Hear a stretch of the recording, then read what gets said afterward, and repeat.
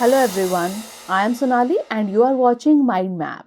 In today's episode, we are covering economy and the topic is GDP and national income. Under this topic, we will look at the short introduction first, then discuss what is GDP, some important definitions, types of GDP, methods of calculating GDP, the product or value added method, and lastly, is GDP growth the indicator of development? First of all, let's have a look at a short introduction of the topic. GDP is the indicator of an economy's health and growth.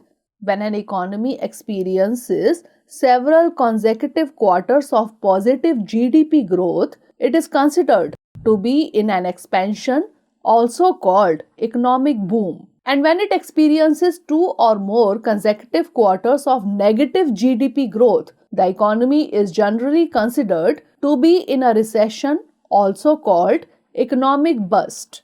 Each country prepares and publishes its own GDP data regularly. International organizations such as the World Bank and the IMF also periodically publish and maintain historical GDP data for many countries. Now let's understand what is GDP. GDP or gross domestic product measures the aggregate production of final goods and services taking place within the domestic economy during a year. It is the calculation of the territorial production in a country. For example, if a citizen of India working in Saudi Arabia may be earning her wage and it will be included in the Saudi Arabian GDP. But legally speaking, she is an Indian. The macroeconomic variable which takes into account such additions and subtractions are known as gross national product or GNP. Now let's have a look at some important definitions. First is net domestic product or NDP. It is the net value of all the goods and services produced within a country's geographic borders. It is considered a key indicator of economic growth of a country. Gross national product or GNP, usually a year, computed before allowance is made for the depreciation. Net national product or NNP, the monetary value of finished goods and services produced by a country's citizens overseas and domestically in a given period. National income or NI. NNP, that is net national product at factor cost, is the national income. The net domestic product or NDP is calculated by subtracting the value of depreciation of capital assets of the nation such as machinery, housing and vehicles from the gross domestic product, that is GDP. Now let's discuss about different types of GDP. Real GDP. It is calculated in a way such that the goods and services are evaluated at some constant set of prices or constant prices. Nominal GDP. Nominal GDP, on the other hand, is simply the value of GDP at the current prevailing prices. GDP deflator. Ratio of nominal GDP to real GDP gives us an idea of how the prices have moved from the base year to the current year. Thus, if GDP stands for nominal GDP and GDP stands for real GDP, then GDP deflator is equal to GDP divided by GDP. Now moving on to the methods of calculating GDP. Expenditure method. We can measure the aggregate value of spending that the firms receive for the final goods and services which they produce. Product method. If we measure the aggregate value of final goods and services produced by all the firms, it will be called product method. And income method, measuring the sum total of all factor payments, will be called income method. Now let's discuss about the product or value added method.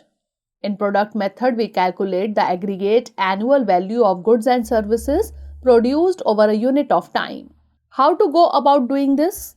Consider there is a firm 1, then gross value added by that firm GVAI is equal to value of sales by the firm, that is VI, plus value of change in inventories or AI minus value of intermediate goods used by the firm or ZI. So if there are n firms in the economy, each assigned with a serial number from 1 to n, then GDP is equal to sum total of the gross value added of all the firms in the economy.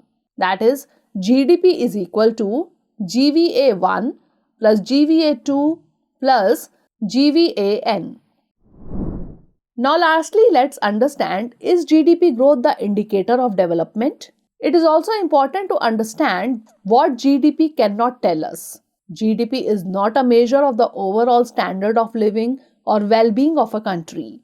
Although GDP per capita is often used as a measure of whether the average citizen in a country is better or worse off, it does not capture things that may be deemed important to general well-being. Example, increased output may come at the cost of environmental damage or other external costs such as noise. The quality of life may also depend on the distribution of GDP among the residents of a country, not just the overall level. To try to account for such factors, the United Nations computes a Human Development Index which ranks countries not only based on GDP per capita but on other factors such as life expectancy, literacy, and school enrollment. Now let's note down the questions based on this. Now let's note down today's questions. First is Prelims Question. This question has been asked in 2018 Prelims exam. Question is, increase in absolute and per capita real GNP do not connote a higher level of economic development if industrial output fails to keep pace with agricultural output, agricultural output fails to keep pace with industrial output, poverty and unemployment increase, or imports grow faster than exports. You can send the answer of this question in the comment section. And now moving on to the mains question. This question has been asked in 2019 mains exam and the word limit was 150 words. Question is, do you agree with the view that steady GDP growth and low inflation have left the Indian economy in good shape? Give reasons in support of your arguments. So that's all for today. Stay tuned for the next episode. Thanks for watching.